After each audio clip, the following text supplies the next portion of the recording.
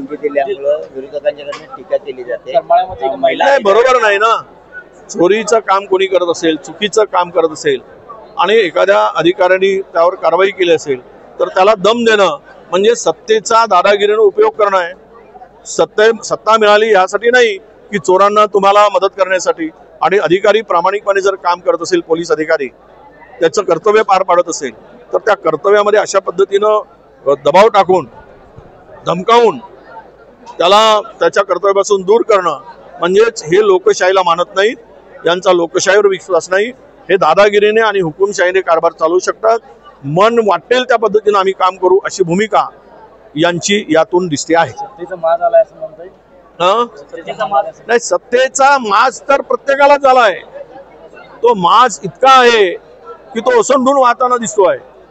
त्यांना सत्ता म्हणजे आता असं वाटायला लागलं की मालक सत्ता ही सेवेसाठी होती, पण सत्ता आता या लोकांना महायुतीच्या सरकारला मालकी हक्काने मिळाल्यासारखं वागतंय।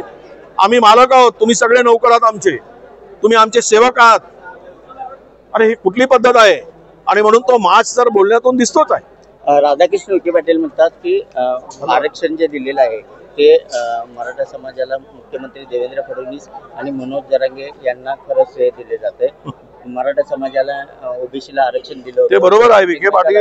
विखे पाटील यासाठीच म्हणतात की उद्या अंगलट आला तर माझ्यावर येऊ नये, त्यांच्या बलात त्यांच्यावर जावी आणि मी मोकळा व्हावा, ही त्यांची भूमिका आहे।